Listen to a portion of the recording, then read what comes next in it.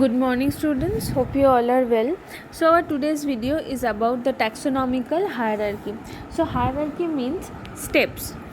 So it involves the classification of different categories and it is a multi-step process. So now let's see what is taxon and category. So in this classification, some organisms are closely related to each other. That means they have some similar characters. So we can place them in a particular group. And we can place them in a particular group. So some of these different groups are there which are having the similar characters, and these groups also share some of the similar characters, and they are combined together and form the larger group. Okay, so the various grouping level or a rank in this classification is known as categories. Like there are total seven categories are there: kingdom, phylum, class, order, family, genus and species. Okay, and each of this rank is known as a taxon. Means the class is a taxon, phylum is a taxon, family is a taxon. So this taxon represent the actual biological objects or the individuals or the species that present into a particular category. So let's see what is the taxonomical classification of tiger. So at down, as you can see, it belongs to the kingdom Animalia. It starts with the kingdom, so it belongs to the kingdom Animalia. That means in kingdom Animalia all the animals are present there, right? Chordate, non-chordate, all present there. After that it belongs to phylum Chordata. That means only the chordate animals, they are present in Chordata. Next is class Mammalia. Okay, that means it not involving the birds and reptiles and all, so it involves only the organisms Mammalia. After that, order Carnivora. That means it includes all the animals which are carnivore. No herbivore animals are present there. After that, the family Felidae. Felidae means all the animals belongs to the cat family. Okay, so cat family means it can be a cat, it can be a tiger, leopard, lion. All this belongs to cat family. Next is genus Panthera. Panthera means tiger, lion, leopard, panther. All this belongs to the genus Panthera, and after that there is the separation in the ultimate species level, that is Panthera tigris. So this is the taxonomical classification of tiger. Now let's see what are these different categories and taxon. So first is the species. Okay, so it is the lowest group, and the species means it is a group of organisms. It can be animals or it can be plants which are closely resemble to each other, means which are having some of the similar characters, which can reproduce freely and form the fertile progeny or the fertile offspring. Okay, for example, lion, leopard, tiger. Okay, they are having the different species. So the lion is Panthera leo, the leopard is Panthera pardus, and the tiger is Panthera tigris, right? So their genus is same, but the species are three different species are there. Okay, and we can easily identify them because they are different in species level.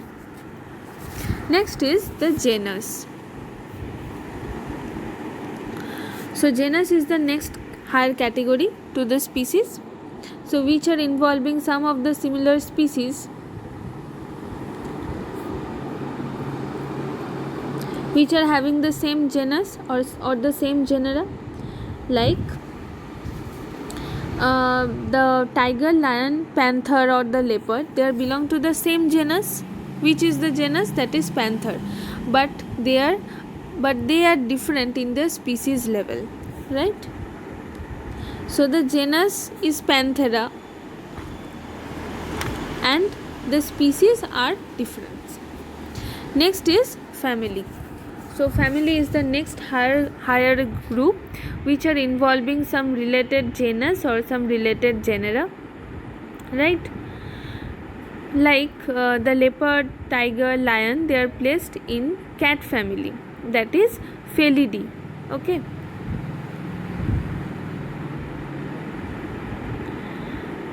That means all these genus means the genus Panthera that are involved, or we can place them in the cat family Felidae.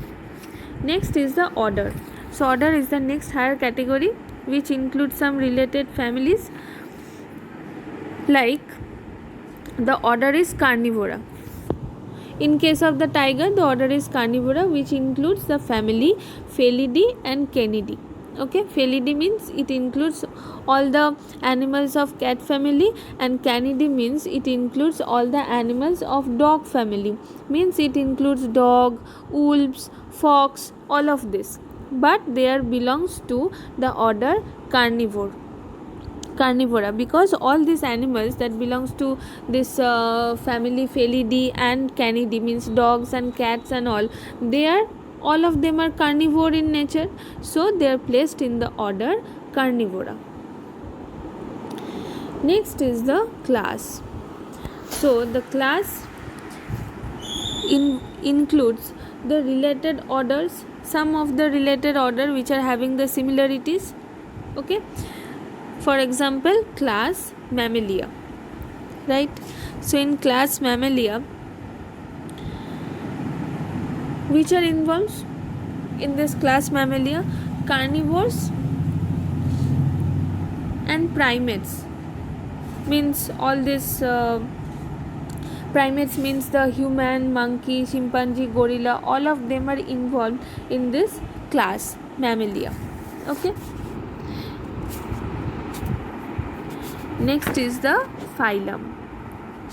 So phylum includes all classes of animals and plants, and they are having few similarities, like for example, the class Pisces means the fish, amphibians means frog, and the reptilians means the snake, aves means bird, and the mammals means all the mammals, Mammalia. So these all groups are placed into a single category, that is phylum.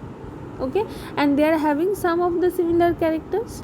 And the next one, the last one, that is the kingdom. So it includes all the animals belonging to various phylum, and it can place together in the kingdom Animalia, right? It can placed in the kingdom Animalia. And all plants, these plants we can include the plants in the kingdom Plantae. Okay, so in case of the this classification of animal, the kingdom will be Animalia, and in case of the classification of the plants, it will be kingdom Plantae. Next is nomenclature or binomial nomenclature. Nomenclature means giving the names. Okay, so it can be two types, names can be two types, it can be common name or it can be scientific name. So if we will give common name to a particular species, so there will be huge confusion, right? Because the common names we can give in different language, or it depends on the region, different regions of the world, so there will be a huge confusion. Like the common names of the same groups of animals or plant, they can vary in different countries, and they can vary in also in different languages. Like onion In English we can say onion, in Hindi and Bengali we can say piyaz, and in Tamil we can say it is bhengayam. So obviously there is huge confusion because one organism or any one object, they are having different common names in different languages and in different parts of our country in and of our world. So we cannot give common name for this classification. We have to give scientific names, okay, and that is the giving of the scientific name is known as binomial nomenclature, and it was described and discovered by the great scientist Carolus Linnaeus, and he proposed the binomial system of nomenclature, okay. And so that we can give scientific names to any animals, any microorganism and any plant. And Carolus Linnaeus is called the father of taxonomy. Now there are some rules for this binomial nomenclature. So the organisms which we can give the scientific name on the basis of some universal rules, and for giving the scientific names to any of the plants, it is standardized by International Code of Binomial Nomenclature, ICBN. And for giving any scientific names to any animal, it is standardized by International Code for Zoological Nomenclature. And if we have to give the names to bacteria or viruses, means any kind of microorganism, then it is decided by International Code for Bacterial Nomenclature. And if we have to give the names of some cultivated plants, then it is decided by International Code for Nomenclature of Cultivated Plants. Next, there are some scientific names which you have to study, like the snake, means the common name is cobra, scientific name is naja naja. Cockroach, Periplaneta americana. Human, Homo sapiens, tiger, Panthera tigris. Dog, Canis familiaris. Frog, Rana tigrina. Tapeworm, Tinea solium. Earthworm, Ferretina posthuma. Rat, Rattus, and elephant, Elephas maximus. So these are some of the scientific names which you have to study. Next, what are the advantages? Why we will give the scientific names? Okay, so there are different advantages. Scientific names are universal. In any language, in any part of our country or in any part of the world, one species has that one scientific name. Okay. So scientific names can eliminate the confusion of multiple naming which arise in case of common names, and it also indicated some relationship between different varieties of species and between the genus also, like the dog, wolf and the jackal, they are having the same generic name, that is the canis.